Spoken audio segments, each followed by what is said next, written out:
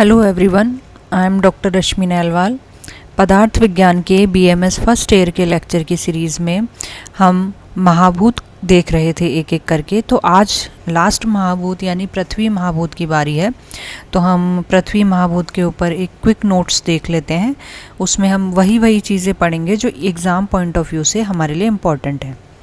तो पृथ्वी महाभूत में सबसे पहले हम देखते हैं इंट्रोडक्शन में कारिकावली के अकॉर्डिंग तत्र क्षितिर्गंधा हेतु, मतलब कि जो पृथ्वी है जिसकी जो हेतु है उसके निर्माण का कारण जो है वो गंध तन्मात्रा है, ऐसा कारिकावली के अकॉर्डिंग इसकी एक इंट्रोडक्टरी परिभाषा कह सकते हैं। तत्र क्षितिर्गंधा हेतु पर्याय देखेंगे तो भूमि, वसुंधरा, पृथ्वी, ये तीन पृथ्वी के पर्याय हैं। इजीली आप आइडेंटिफाई कर सकते हैं ऑब्जेक्टिव टाइप ऑफ क्वेश्चन में, कोई अलग से एक्स्ट्रा याद करने की ज़रूरत नहीं है। उत्पत्ति अगर देखें तो वही सेम क्रम जो सारे महाभूतों में लागू हुआ था कि अदभ्य पृथ्वी, तैत्तिरीय उपनिषद ने एक महाभूत पहले से माना है जल से, उसके बाद न्याय वैशेषिक दर्शन ने माना है परमाणु से, जो कि हर जगह सारे महाभूतों में उन्होंने उसी महाभूत के परमाणु से ही उत्पत्ति मानी है। सांख्य योग दर्शन और आयुर्वेद एक ही बात कहता है, जो कि कहता है गंध तन्मात्रा से पृथ्वी महाभूत की उत्पत्ति हुई है। इनके गुण देख लेंगे तो तर्क संग्रह के अकॉर्डिंग क्या है, तत्र गंधवती पृथ्वी, मतलब जो पृथ्वी है वो गंध गुण से युक्त होती है। वैशेषिक दर्शन के अकॉर्डिंग देख लेंगे रूप रस स्पर्शवती पृथ्वी होती है। और उसके बाद आ जाता है चरक शारीर वन का ये सबसे इम्पॉर्टेंट श्लोक, जो कि सभी महाभूतों के लिए उपयोगी है। अगर आप ये एक श्लोक याद कर लेते हैं तो आपको कोई भी महाभूत पे शॉर्ट नोट्स आ जाए या लिखने के लिए आ जाए तो वहाँ पर आप ये श्लोक का प्रयोग कर सकते हैं। इसीलिए सभी महाभूतों में सबसे इम्पॉर्टेंट मैं इसी श्लोक को बता रही हूँ। खर द्रव चल उष्णत्वम भूजल अनिल तेजसाम आकाशस्य प्रतिघातो दृष्टम लिंगम यथाक्रमम। इसमें जो आकाश का अप्रतिघात गुण है ये सबसे ज़्यादा इम्पॉर्टेंट है ऑब्जेक्टिव क्वेश्चन के पॉइंट ऑफ व्यू से। और यहाँ पर देख लेंगे कि इसके अकॉर्डिंग जो भू है यानी पृथ्वी है उसका गुण क्या आया यहाँ पर खर, ठीक है। इसके बाद तर्क संग्रह में हमने पहले भी वर्ण की बात की थी कि वहाँ पर पृथ्वी का जो वर्ण है वो सप्तविधम, जो रूप की बात की गई है पृथ्वी के उसे सप्तविधम बोला है।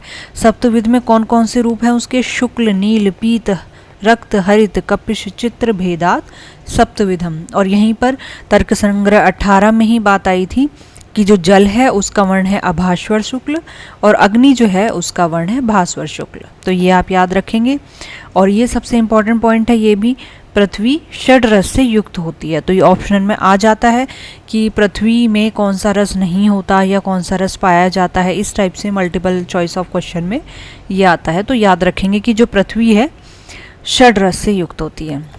फिर आत्रेय भद्र काव्य में चरक सूत्र का एक रेफरेंस है जिसमें पृथ्वी के जो पार्थिव द्रव्य हैं उसके गुण बताए हैं। वो क्या है, गुरु खर कठिन मंद स्थिर विशुद्ध शांद्र स्थूल गंध गुण बहुलानी पार्थिवानी। तो जो भी पार्थिव द्रव्य होंगे जिसमें पृथ्वी महाभूत प्रधान है तो उन सब में ये सब गुण पाए जाएंगे। उसके बाद पृथिव्यात्मकम गंधो घ्राणम गौरवम स्थैर्यम मूर्तिश्चेती। तो ये चरक शारीर 4 महती और भाव क्रांति का रेफरेंस है कि जो पृथिव्यात्मक द्रव्य होते हैं या भाव होते हैं वो कौन कौन से हैं, गंध, घ्राण, गौरव, स्थैर्य, मूर्ति। एक अगर पुरुष का शरीर देखा जाए तो उसमें जो ये भाव हैं वो किस महाभूत की वजह से होते हैं, पृथ्वी महाभूत की वजह से। वहीं तर्क संग्रह 9 जो बाकी महाभूत के बारे में कहता है वही पृथ्वी के बारे में भी कहता है कि ये किस 3 टाइप की है, नित्य और अनित्य। अनित्य में फिर से 3 टाइप आ जाएंगे और महाभूत की तरह ही शरीर संज्ञक, इंद्रिय संज्ञक और विषय संज्ञक। शरीर संज्ञक कौन सी, पृथ्वी है जो मनुष्य के शरीर में विद्यमान है। इंद्रिय संज्ञक जो घ्राणेंद्रियों में विद्यमान है और विषय संज्ञक जो मृत्तिका, पाषाण आदि जो भी हम बाहर प्राकृतिक वस्तुएं देखते हैं प्रकृति में उसमें जो है वो विषय संज्ञक पृथ्वी है।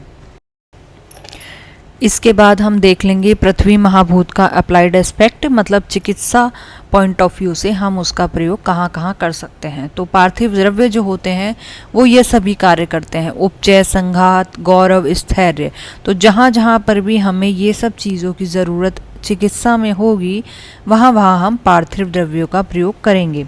या फिर एक ये देख सकते हैं कि जहाँ जहाँ ये क्रियाएं हमें इनकी अधिकता दिखेगी कि इन क्रियाओं की वजह से पेशेंट को दिक्कत हो रही है, तो हम उसके जो शरीर में पार्थिव द्रव्यों का अनुमान लगा सकते हैं कि इसमें पृथ्वी महाभूत की अधिकता हो गई है या इसके भोजन में पृथ्वी महाभूत ज़्यादा मात्रा में तो नहीं है। तो हम उस तरीके से भी कम ज़्यादा करके क्वांटिटी चिकित्सा में प्रयोग उसका कर सकते हैं।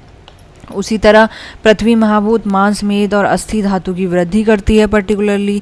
तो जहाँ जहाँ हमें इन धातुओं का क्षय देखने को मिलेगा वहाँ हम पृथ्वी महाभूत की प्रधानता वाले सारे द्रव्यों या औषधियों का प्रयोग कर सकते हैं। फिर देखेंगे मधुर अम्ल कषाय में पृथ्वी जल, पृथ्वी अग्नि, पृथ्वी वायु, इन महाभूत की क्रमशः प्रधानता है। तो हम इन रसों का प्रयोग भी वहाँ करा सकते हैं जहाँ जहाँ इन महाभूतों की हमें कमी लग रही हो। तो यहाँ हमारा ख़त्म होता है महाभूत। अब द्रव्यों के क्रम में जैसे हमारा था खादिन्यात्मा मन कालो दिशश्च द्रव्य संग्रह, तो हमारा खा आदि यानी जो हमारे पंच महाभूत हैं वो हमारे ख़त्म हो चुके हैं। अब उसके बाद हम देखेंगे आत्मा। नेक्स्ट चैप्टर में हम नेक्स्ट क्लास में हम आत्मा के बारे में आगे स्टार्ट करेंगे। अभी के लिए इतना ही रखते हैं। Thank you.